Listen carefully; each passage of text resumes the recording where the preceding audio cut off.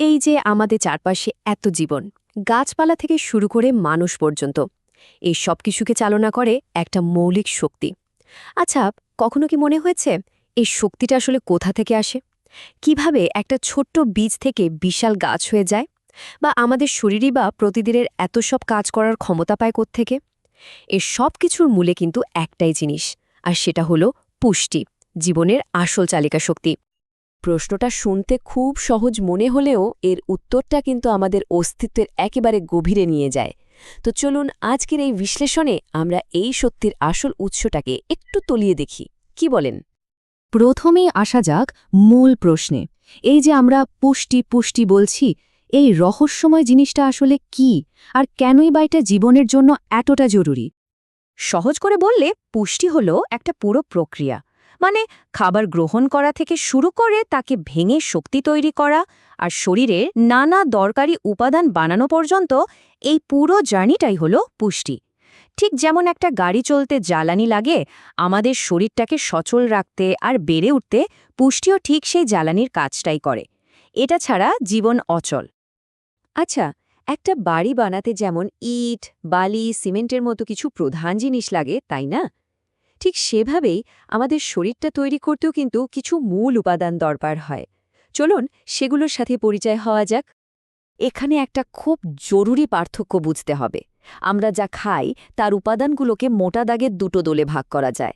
একদিকে আছে প্রধান উপাদান, মানে ম্যাক্রোনিউট্রিয়েন্টস, যেমন কার্বোহাইড্রেট, প্রোটিন আর ফ্যাট। এদের কাজ হলো শক্তি দেওয়া আর শরীর গঠন করা।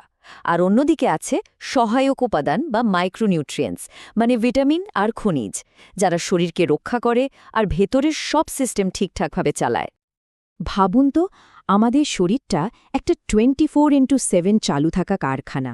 আর এই কারখানার শ্রমিকদের, মানে কোষগুলোকে দ্রুত শক্তি দেবার জন্য যে ইনস্ট্যান্ট ফিউলটা দরকার, সেটাই হলো কার্বোহাইড্রেট।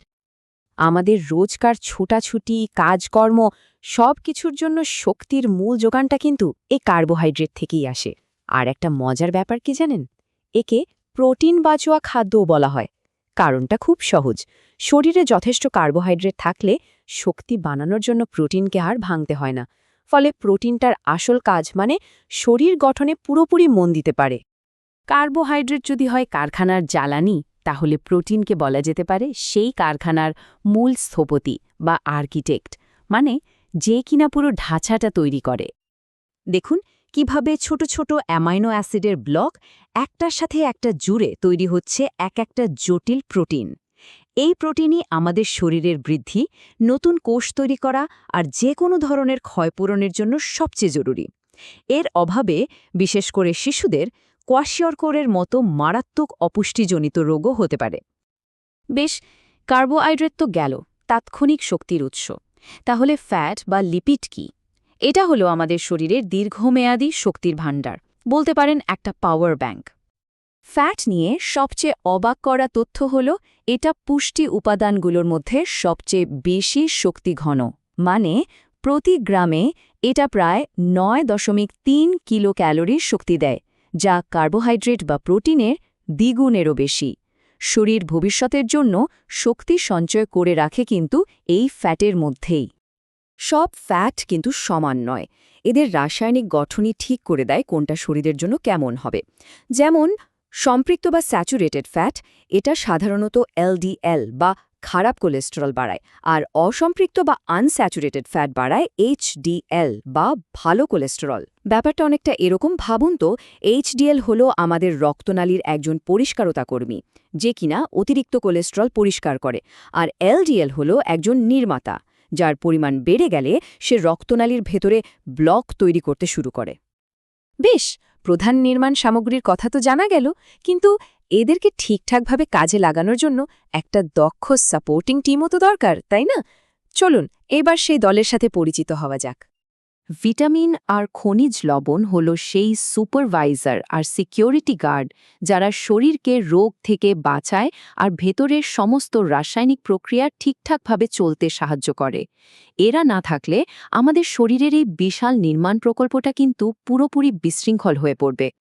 ভিটামিনের গুরুত্ব বোঝাতে একটা ঐতিহাসিক উদাহরণ দিই। একসময়ে লম্বা সমুদ্রযাত্রায় নাবিকদের মধ্যে স্কার্ভি রোগটা ছিল একটা আতঙ্কের নাম। দাঁতের মাড়ি থেকে রক্ত পড়ত, শরীর ভয়ানক দুর্বল হয়ে যেত। অনেক পরে জানা গেল এর কারণ ছিল শুধু একটাই, ভিটামিন সি এর অভাব। কারণ জাহাজে মাসের পর মাস তাজা ফলমূল খাওয়ার কোনো উপায় ছিল না। একইভাবে খনিজ লবণের গুরুত্ব বুঝতে একটা উদাহরণই যথেষ্ট।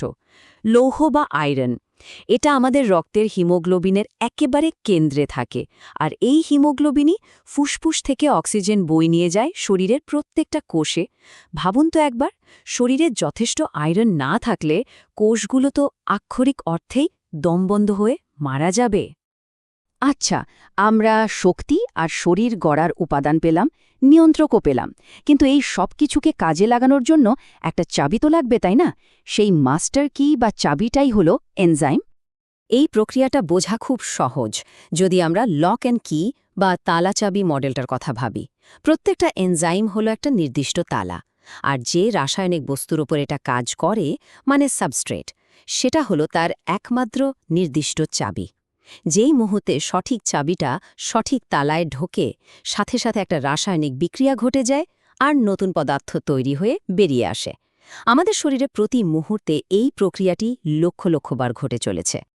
তাহলে চলুন এতক্ষণের সব আলোচনাকে এক জায়গায় এনে একটা সুস্থ জীবনের সম্পূর্ণ চিত্র বা ব্লুপ্রিন্ট তৈরি করা যাক। তাহলে শেষ পর্যন্ত আমরা কি বুঝলাম? একটা সুস্থ শরীর ঠিক যেন একটা পারফেক্ট অর্কেস্ট্রা, যেখানে কার্বোহাইড্রেট শক্তি যোগাচ্ছে, প্রোটিন শরীর গড়ছে, ফ্যাট শক্তি জমিয়ে রাখছে, আর ভিটামিন ও খনিজ সবকিছুকে নিয়ন্ত্রণ করছে। এর কোনো একটার অভাব হলেই কিন্তু সুর কেটে যাবে। সবকিছুর সঠিক সমন্বয়ের মাধ্যমে একটা সুস্থ, সুন্দর জীবন গড়ে ওঠে। এখন স্বাস্থ্যের এই নীল নকশা তো আমাদের সবার হাতেই রয়েছে। আসল প্রশ্নটা হলো, এই জ্ঞানকে কাজে লাগিয়ে আমরা নিজেদের জীবনটাকে কিভাবে আরও স্বাস্থ্যকর আর সুন্দর করে তুলব? সিদ্ধান্তটা কিন্তু আমাদেরই নিতে হবে।